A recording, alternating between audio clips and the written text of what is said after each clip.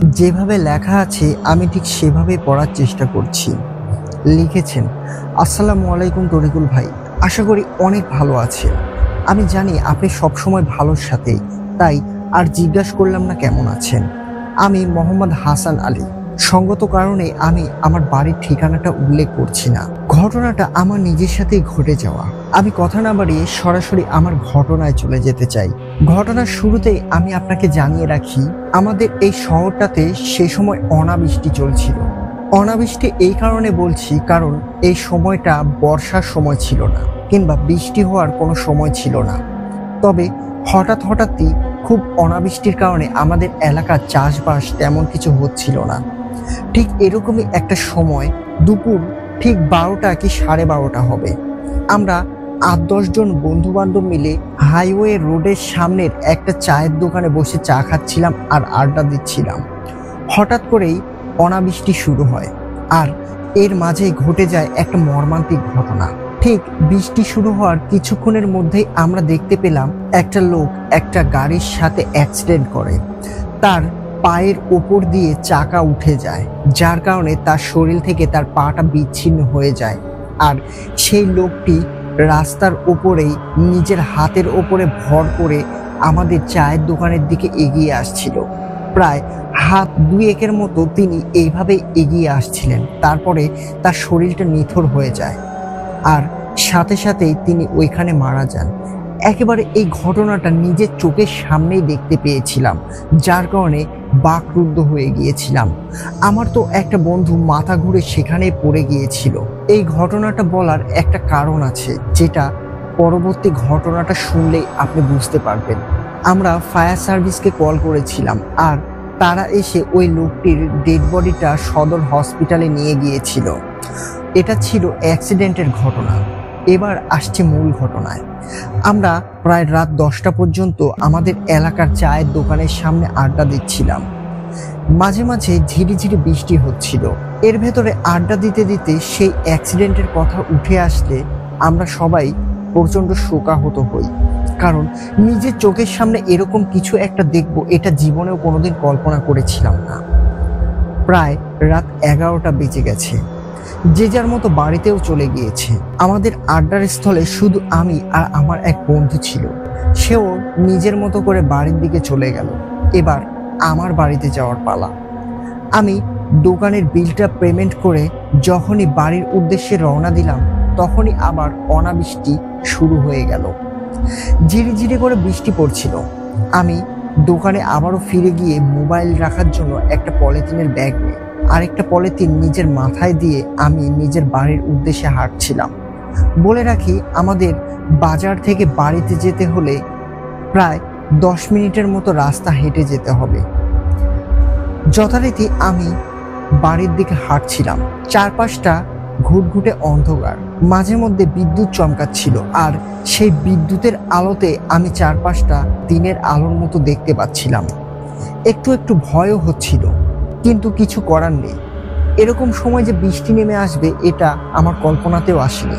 আর তার থেকে বড় কথা, সামনে আমার সাথে যা ঘটবে এটাও আমার কোনোদিনও কল্পনাতে আসেনি। আমার বাড়িতে যেতে হলে একটা ছোট্ট পুকুরের পাশ দিয়ে যেতে হবে, আর সেই পুকুরটা পার হলেই একটা ফাঁকা মাঠ, যেখানে বৃষ্টির পানি জমে আছিল। পুকুরটা পার হতেই আমার শরীরটা কেমন একটা ভারী হয়ে আসলো। আমার কেমন একটা অস্বস্তি লাগছিল, মনে হচ্ছিল কোনো কিছু খারাপ ঘটতে চলেছে। ঠিক যেটাই ভেবেছিলাম সেরকমই কিছু একটা হয়েছিল।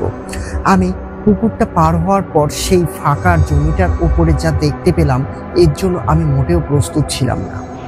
যখনই আমার চোখ সেই জমির দিকে গেল, আর সাথে সাথেই বিদ্যুৎ চমকালো, আর আমি এই বিদ্যুতের ঝলকের ভেতরে যা দেখলাম, এর জন্য আমি মোটেও প্রস্তুত ছিলাম না। আমি স্পষ্ট সেই আলোতে দেখতে পেলাম মাঠে জমে থাকা সেই পানির ভেতর থেকে ঠিক দুপুরবেলা ঘটে যাওয়া যেই ঘটনাটা, একটা লোক রাস্তার ওপরে যেরকম হাতের ওপরে ভর করে হেঁটে আসছিল, ঠিক ওই রকমই কিছু একটা সেই মাঠের ভেতর থেকে হেঁটে আসছে। এটা দেখে আমি প্রথমে নিজের চোখের ভুল ভেবেছিলাম, কিন্তু দ্বিতীয়বারের মতো যখন আবারও বিদ্যুৎ চমকালো, আমি সেই জিনিসটাকে আবারও দেখতে পেলাম। এবার আমি একটু ভয় পেয়ে গেলাম। নিজের কলিজার ভেতরে কেমন একটা ছ্যাঁত করে উঠলো।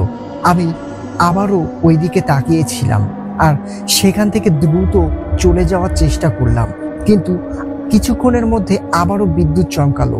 আর এবার আমি যা দেখলাম এটা দেখে আমি আরো বেশি ভয় পেয়ে গেলাম। আমি এবারের আলোতে দেখলাম দুপুরবেলা যেই লোকটি অ্যাক্সিডেন্ট করেছিল সেই লোকটি আমার সামনে দাঁড়িয়ে আছে। আর ঠিক বিদ্যুতের আলোর মতো এই জিনিসটা আমি দেখে প্রচন্ড ভয় পেয়ে গেলাম আর সেখানে কয়েক পা পিছিয়ে পড়ে গেলাম। তারপরে আমার আর কোনো কিছু মনে নেই। সকালে নিজেকে নিজের বাড়িতে আবিষ্কার করলাম আর আমার শরীরে প্রচন্ড জ্বর অনুভব করলাম। আমি জিজ্ঞাসা করলাম আমি বাড়িতে কিভাবে এলাম। তখন আমার বাড়ির লোকজনেরা বলছিল অনেক রাতে আমি যখন বাড়িতে ফিরছিলাম না তখন আমাকে খোঁজার জন্য আমার বাবা আর আমার ছোট ভাই বের হয়েছিল। তারা আমাকে সেই মাঠের ভেতরে পড়ে থাকতে দেখতে পেয়েছিল। তারা ধরাধরি করে আমাকে নিজের বাড়িতে নিয়ে আসে। এভাবে প্রায় 5টা দিন আমার প্রচন্ড জ্বর ছিল আর এই ঘটনাটা আমি আমার পরিবারের সবাইকে বলেছিলাম। এই ঘটনাটা শুধু আমি আমার পরিবারকে না, আমি অনেকজনের কাছে এই ঘটনাটা বলেছিলাম। সেদিনকে কেন আমার সাথে এরকমটা ঘটেছিল এর কোনো ব্যাখ্যা কিংবা সঠিক কোনো উত্তর আমি আজও পাইনি। এই ঘটনাটা আমার কাছে এখনো অমীমাংসিতই থেকে গিয়েছে। যদি আপনার কাছে এই ঘটনার কোনো ব্যাখ্যা থাকে তাহলে অবশ্যই আমাকে জানাবেন, আর এই ঘটনাটা সিলেক্টেড হলে অবশ্যই আমাকে জানাবেন। তারপরেই হাসান ভাই তার ফোন নাম্বার দিয়েছেন। ঘটনাটা আমার নিজের সাথেই ঘটা, তবে এই ঘটনাটা অনেকের কাছে বিশ্বাসযোগ্য মনে হবে না। এর কারণটা আপনারা ঘটনাটা শুনলেই বুঝতে পারবেন। তবে এটা একদম বাস্তব সত্য একটা ঘটনা যেটা আমার নিজের সাথে ঘটে গিয়েছে। সঙ্গত কারণে আমি আমার নাম আর ঠিকানাটা প্রকাশ করলাম না, তবে আমি ছদ্মনাম হিসাবে আমার নাম রহিম ব্যবহার করছি।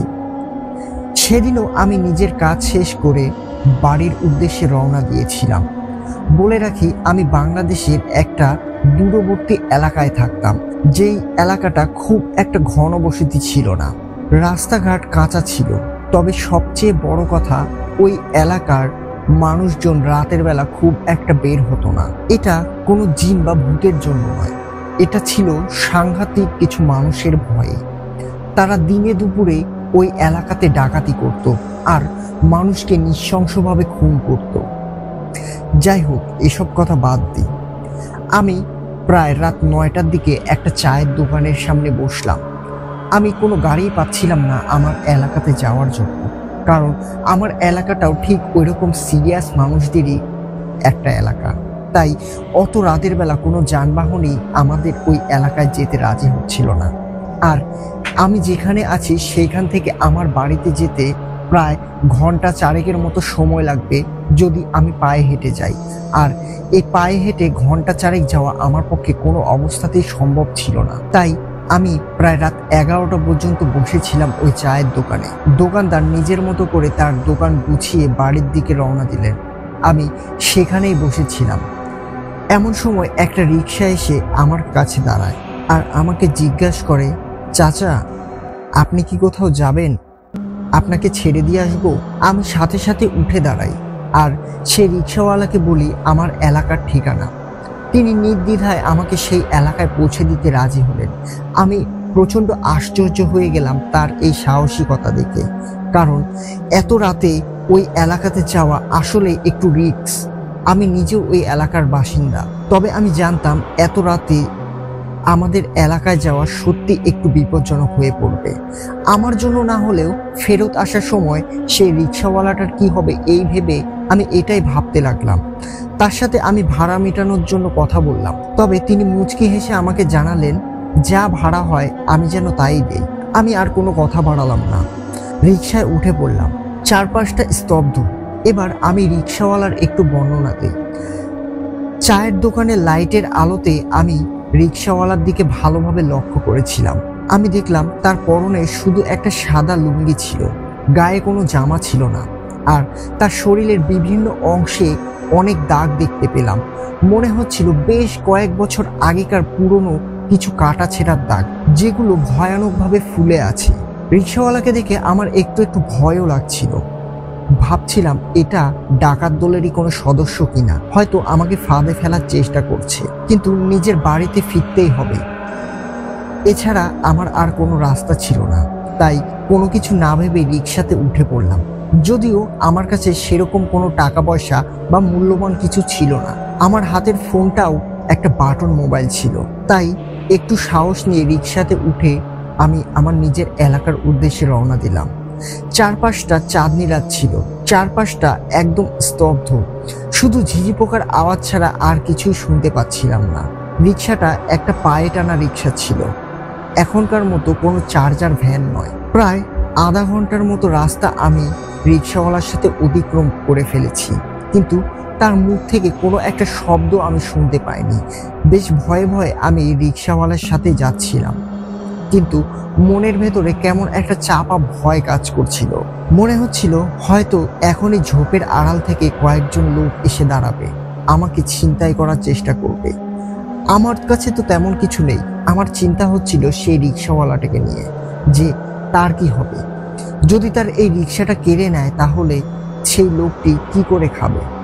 এসব চিন্তা ভাবনা করতে করতে আমি প্রায় আমার এলাকার কাছাকাছি পৌঁছে গেছি। প্রায় আর 10 মিনিটের মতো রাস্তা অতিক্রম করলে আমি নিজের বাড়িতে পৌঁছে যাব। এমন সময় হঠাৎ করে সেই রিক্সাওয়ালাটা তার রিক্সা থামিয়ে দিলেন আর আমাকে বললেন তিনি আর সামনের দিকে যেতে পারবেন না। আমি তাকে আশ্চর্য হয়ে জিজ্ঞাসা করলাম কেন তিনি সামনের দিকে যেতে পারবেন না। তিনি আমাকে কোনো কথা বললেন না। আমি রিক্সা থেকে নেমে গেলাম। রিক্সাওয়ালাকে ভাড়া দিতে গিয়ে আমি আরো বেশি আশ্চর্য হয়ে গেলাম, আর সবচেয়ে বেশি ভয় পেলাম তার মুখের কথাটা শুনে। এবার বলছি সে রিক্সাওয়ালার কথা। আমি যখন এই টাকাটা বের করে দিতে লাগলাম, তখন সে রিক্সাওয়ালা আমাকে বলল, থাক, আপনার কোনো ভাড়া দিতে হবে না কাকা, আপনি বড়জোর আমার একটা উপকার করে দিলে আমি খুব খুশি হব। আর আপনাকে এত দূর নিয়ে আসা শুধুমাত্র আমার এই উপকারটা করে দেওয়ার জন্যই। আমি বুঝতে পারছিলাম না সেই রিক্সাওয়ালা কোন উপকারের কথা আমাকে বলতে চাচ্ছে, তবে তার মুখের কথাটা আমি শুনে এবার সম্পূর্ণ আকাশ থেকে পড়লাম। রিক্সাওয়ালা তার রিক্সার পেছনের সিটের ভেতর থেকে একটা বাজারের ব্যাগ বের করে দিলেন আর আমাকে ব্যাগটা ধরিয়ে দিয়ে বললেন, এর ভেতরে 1 লক্ষ টাকা আছে। সামনের সপ্তাহে তার মেয়ের নাকি বিয়ে। তিনি আমাকে তার বাড়ির ঠিকানা দিয়ে দিলেন আর বললেন আমি যেন সেই টাকাটা তার পরিবারের কাছে গিয়ে পৌঁছে দেই। আর যদি সেই রিক্সাওয়ালার কথা জিজ্ঞাসা করে, তাহলে যেন বলি তিনি একটা বিশেষ কাজের জন্য শহরে আছেন, তার ফিরতে হয়তো কয়েকদিন সময় লাগতে পারে, তার মেয়ের বিয়েতে তিনি থাকতে পারবেন না। রিক্সাওয়ালার বড় ভাই যেন তার মেয়ের বিয়ে সকল দায়িত্ব নিয়ে যেন মেয়েটাকে বিদায় দিয়ে দেয়। আমি আশ্চর্য হয়ে সেই রিক্সাওয়ালাকে জিজ্ঞাসা করলাম, আপনি নিজেই কেন টাকাটা দিয়ে আসতে পারছেন না? তখন সে রিক্সাওয়ালা আমাকে যা বলল, এটা শোনার জন্য আমি মোটেও প্রস্তুত ছিলাম না। সেই রিক্সাওয়ালাটা আমাকে বলল তিনি এর বেশি দূর রাস্তা আর যেতে পারবেন না। আমি তাকে জিজ্ঞাসা করলাম কেন, এতে সমস্যা কি? তখন সে রিক্সাওয়ালা আমাকে বলল তিনি এই পৃথিবীতে আর নেই, তিনি অনেকদিন আগেই মারা গিয়েছেন আর তার মৃত্যুটা কোনো স্বাভাবিক মৃত্যু ছিল না। ঘটনার শুরুতেই আপনাদের বলেছিলাম এই এলাকার মানুষজন কিছু সাংঘাতিক মানুষের কারণে ভয়ে রাতে বের হয় না, আর তার মৃত্যুর কারণ ছিল ওই সাংঘাতিক মানুষগুলোই। সেই রিক্সাওয়ালাটা ও তার মেয়ের বিয়ের জন্য 1 লক্ষ টাকা ব্যাংক থেকে উঠিয়ে রাত 10টার দিকে বাড়ি ফিরছিল, কিন্তু সে নির্দয় সাংঘাতিক ডাকাতগুলো সেই লোকটিকে হত্যা করে, তার রিক্সা সহ মেয়ের বিয়ে দেওয়া বাবদ 1 লক্ষ টাকা তার কাছ থেকে নিয়ে নেয়, আর সর্বশেষ সেই রিক্সাওয়ালাকে তারা খুন করে, যার শরীরের বিভিন্ন অংশ কেটে কেটে বিভিন্ন জায়গায় পুঁতে রেখেছে। যার কারণেই আমি রিক্সাতে ওঠার সময় সেই লোকটার শরীরে এত রকম কাটার দাগ দেখতে পেয়েছিলাম। তিনি আমাকে ভয় পেতে নিষেধ করলেন আর আমাকে বললেন আমি যেন আর পেছনে না তাকাই, আমি যেন টাকার ব্যাগটা নিয়ে শুধু সামনের দিকে এগিয়ে যাই আর নিজের বাড়িতে যাই। খুব শীঘ্রই যেন ওই টাকাটা আমি তার পরিবারের কাছে হস্তান্তর করি, এই জন্য তিনি আমাকে বিশেষভাবে অনুরোধ করলেন। আমি আর একটাও কথা বাড়ালাম না। অনেক ভয়ে আতঙ্কে আমি সেখানে দাঁড়িয়ে থাকলাম। এক চুলো শক্তি পাচ্ছিলাম না একটু সামনের দিকে যাওয়ার। আমি সেখানে ভয়ে পাথরের মতো দাঁড়িয়েছিলাম। এতটুকুন শক্তিও আমার ভেতরে ছিল না। জানি না এই ভয়টা আমার কিসের ছিল, কারণ আমি কোনো ভৌতিক কোনো কিছু দেখতে পাইনি। তবে একটা মানুষের কথায় যে এত পরিমাণে বিভৎসতা থাকে এটা আমি সেদিনকে উপলব্ধি করতে পেরেছিলাম। মনে হচ্ছিল সবকিছু আমার কাছে স্বপ্নের মতো লাগছিল। কিন্তু আমি সবকিছু ভেদ করে নিজের বাড়ির উদ্দেশ্যে রওনা দিলাম। আর সেই রিক্সাওয়ালার কথা মতো আমি পেছনে তাকাইনি।